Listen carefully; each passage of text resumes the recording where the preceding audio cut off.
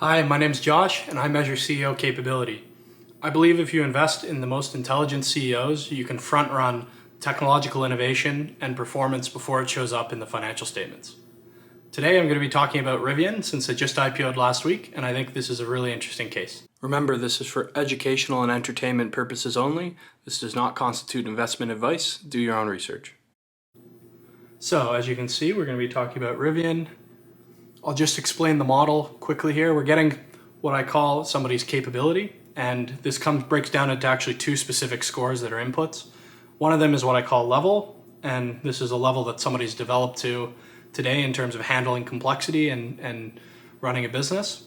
And then mode is sort of a modifier of capability that you can think of roughly as somebody's ultimate potential, what they're growing into, and the size and scope of opportunity that they're sensing and working towards. And then obviously you can't just look at somebody in a vacuum, you have to look at their competitive environment. So on the right here, we've got measuring through mode because that's the most relevant factor for looking at the difference in competition. And I think it portrays this in the most clear way. So we'll also be stacking people on their different modes.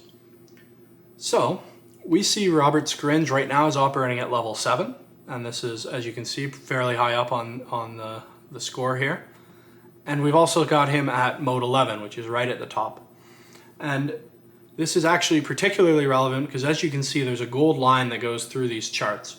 And our research has shown that there's a particular set of outliers running companies where if you have to be above both of those thresholds. You have to both be level 6 or above and level mode 11 or above by the time you IPO a tech company. And if you've done that in the last 30, 40 years, everyone has had some crazy returns. And so we're calling this the Outlier Club. And just to give you a sense of what these returns look like, we've got, as you can see, 300,000%, 200,000%. Now, some of these are compounded over a period of multiple decades. But the cool thing is that this is actually understated to some degree. So some of these none of them include dividends. And some of them, like this 500% one, you also would have got stock in a different business that spun out, so that would have boosted the returns quite a bit.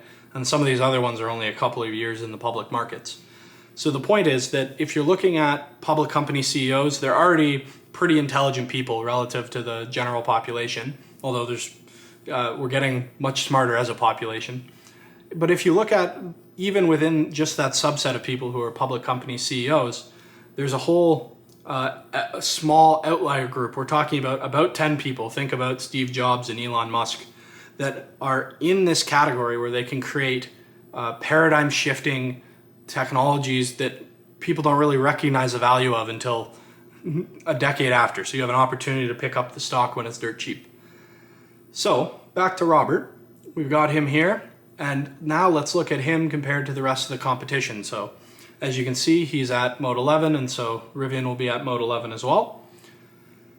I'm going to put Ford here and use them as a proxy for all the OEMs. Basically, they're all in about the same range.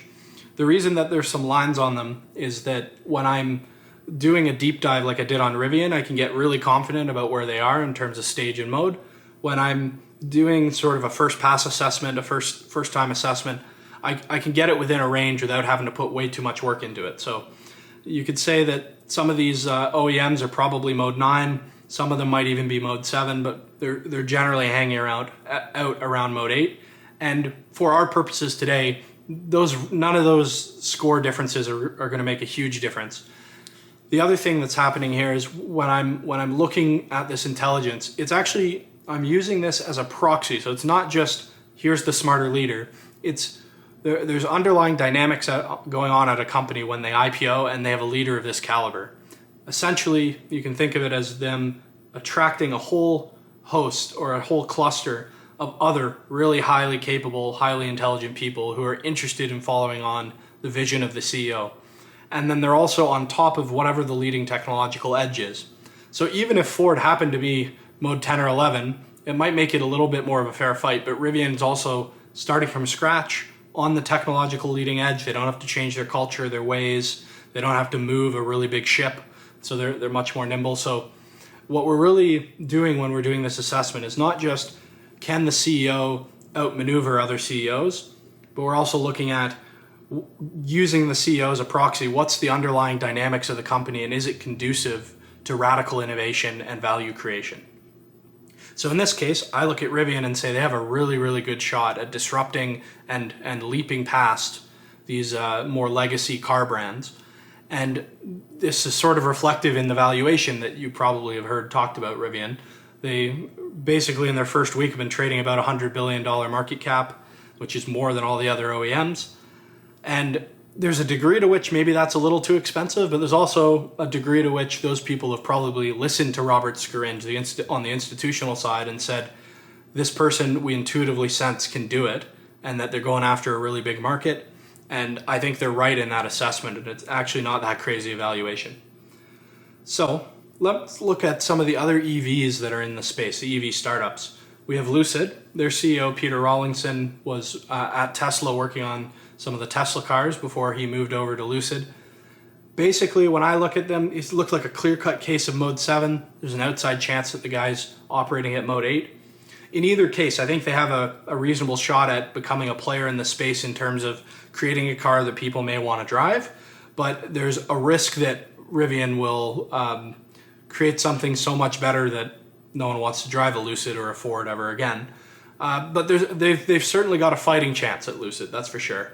But when I look at it from Rivian's perspective, I don't see them as a threat or a disruption.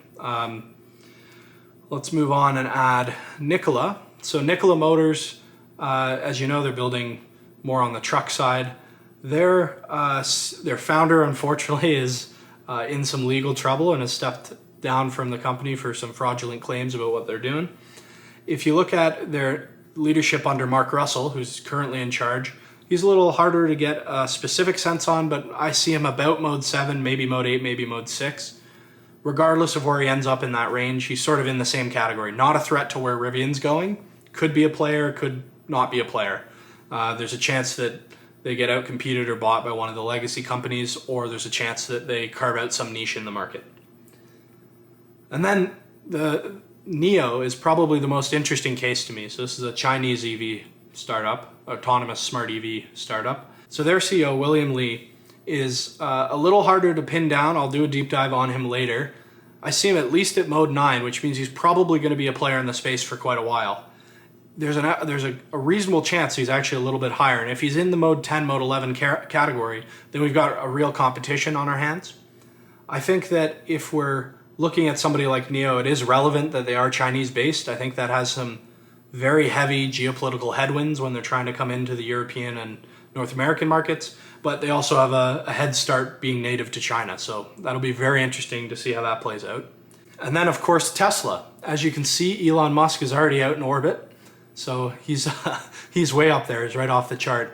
So this is relevant. If you're a Tesla shareholder, you already sort of know this. And we all recognize that Elon's a pretty brilliant man, but it means that not only does Tesla have a first mover advantage, it means they also have at least as much intellectual capability going into everything they're doing. And so to me, this is by far the biggest competition for Rivian. And I think it's highly unlikely that Rivian ever dethrones Tesla as a leader in the various markets that are emerging here. Now, with that said, given the capability involved, I expect this to play out much more like Apple and Microsoft, where you have two companies that are dealing on a cutting edge of a number of technologies, and they both turn out to be really good returns with really interesting businesses that come out of it.